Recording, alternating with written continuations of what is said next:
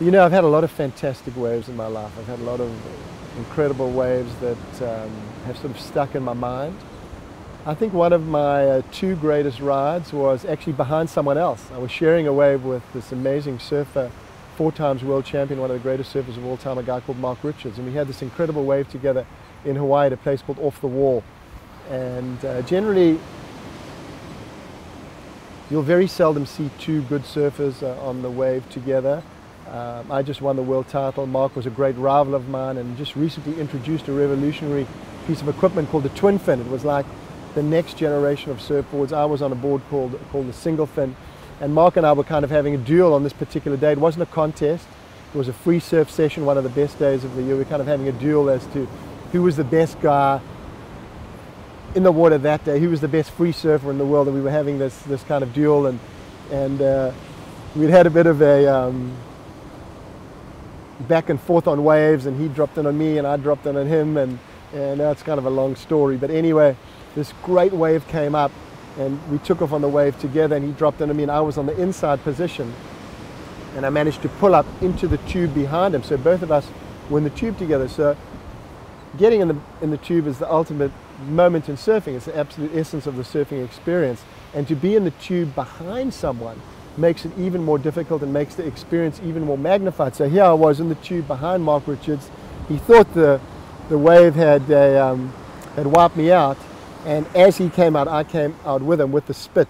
What happens is compressed air builds up in a wave and it spits out, and it came out in the spit, and it was just a huge surprise to me and to him that I made the wave and that he made the wave. And it was an iconic wave for a number of reasons. Obviously because I think it represented, for me,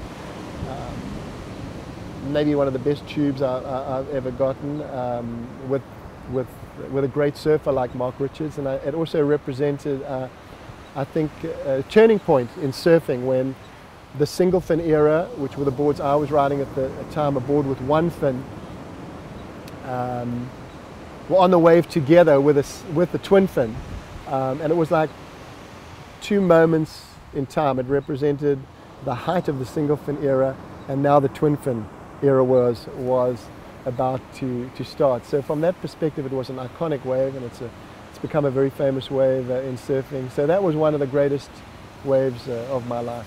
I had another amazing wave in Durban, South Africa, which was where I grew up, at a beach called the Bay of Plenty, where I caught my very first wave when I was 9 years old, where my father taught me how to swim. And it was sort of a grey overcast day. I think I was about the only guy in the water. It was big, an 8 to 10 foot day, and I took off on this wave. I was at university in like 1974, and I remember I was riding a longboard, a 7.7 for the time, which was really long, like gun board, like a Hawaiian style board, because the waves were so big.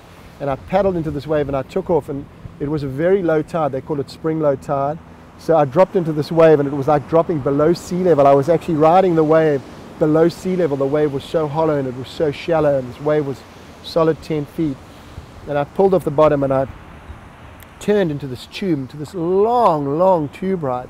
And what happens when you get these really long tube rides, it goes kind of dark in there, and all you can see is this light that's just shining ahead of you, this sort of escape route. And I remember driving for the escape route, and I thought, there's no way in the world I'm going to make this tube. And I remember doing these turns inside the tube, trying to accelerate for more speed, which at the time was a technique that hadn't been done before. So I was sort of really breaking new ground in that technique. And I remember the wave just raced ahead of me, and then I caught up to it. And as I thought I was coming out, it raced ahead of me again. And as I thought I was coming out, it raced ahead of me again. And then the spit, what happens, all the compressed air builds up in the wave, and it spits. And it spat me forward, and it spat me up into the air. And it spat all the air out of this tube that I was in. So there was this incredible vacuum inside, and I just felt this pressure on my ears, and this wave spat me, and it lifted my board up.